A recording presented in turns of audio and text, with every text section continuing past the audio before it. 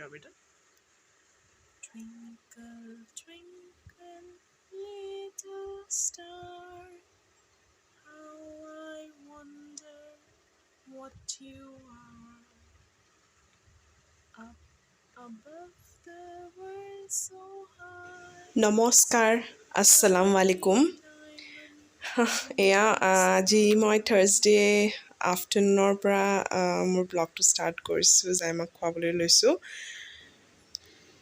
আজি মই আবেলি পাস্তা বনাবলৈ লৈছোঁ ৰেড চচ পাস্তা এয়া পাস্তা মই বইল কৰি থৈছোঁ বইল কৰাৰ পিছতো অকণমান ৰিফাইন অইল দি পেলাই মানে সানি পেলাই এনেকৈ মিহলি কৰি থ'ব লাগে যাতে পাস্তাটো মানে লাগি নাযায় এডাল এডাল হৈ থাকে আৰু এয়া পাস্তাৰ চচ মই ঘৰতে বনাম ৰেড চচ টমেটো লৈছোঁ পিঁয়াজ মিডিয়াম চাইজৰ কেইকোমান নহৰু আকৌ এইফালে লৈছোঁ মই এয়া হৈছে শুকান আদাৰ গুড়ি ইয়াতে পাই কিনিবলৈ ড্ৰাই জিঞ্জাৰ আৰু এইটো হৈছে মোৰ ফেভৰেট ঘৰত বনোৱা গ্ৰীণ চিলি পাউডাৰ মই প্ৰায়ভাগ ডিছবোৰত য'ত মানে জ্বলা লগা হয় জ্বলাৰ প্ৰয়োজন হয় মই এইটোৱেই ইউজ কৰোঁ মই ৰেড চিলি পাউডাৰ ইউজ নকৰোঁ মই প্ৰায়পক্ষত এভইডে কৰোঁ ৰেড চিলি পাউডাৰ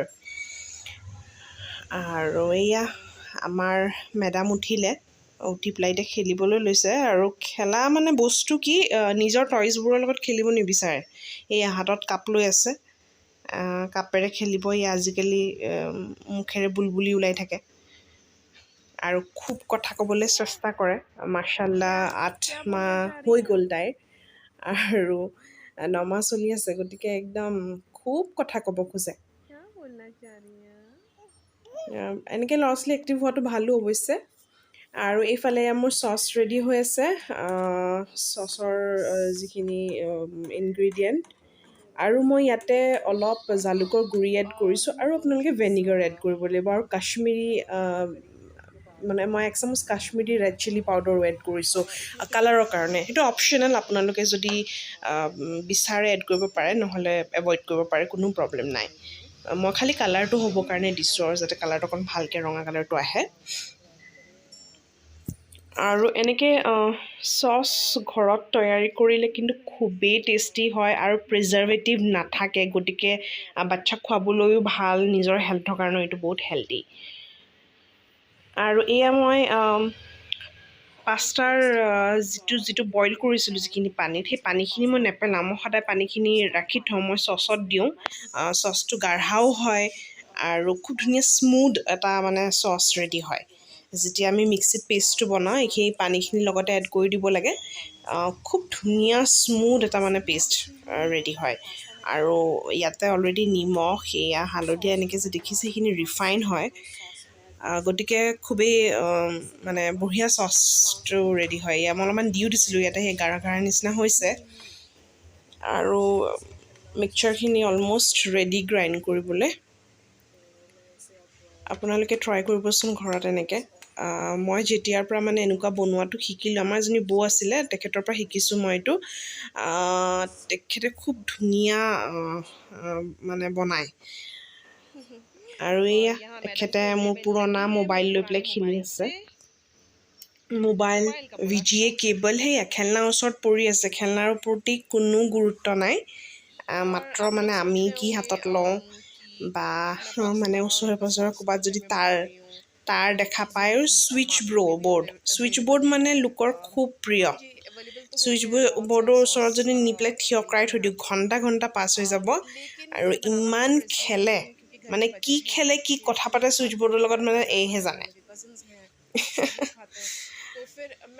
সঁচাই ঘৰত কিন্তু মানে সৰু পোৱালি থাকিলে মানে সৰু বাচ্ছা থাকিলে খুবেই মানে ভাল লাগে টাইম পাছ কেনেকৈ হয় গম পোৱা নাযায়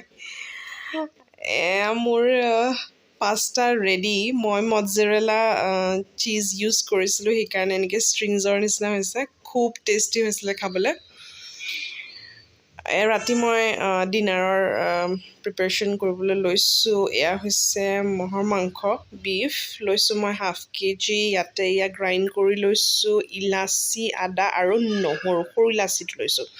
এয়া মিঠাতেল গৰম কৰিছোঁ কুকাৰত। মই প্ৰায়ভাগ মিঠাতেলতেই বনাওঁ বস্তু। মিঠাতেলত মই বেছি টেষ্ট পাওঁ।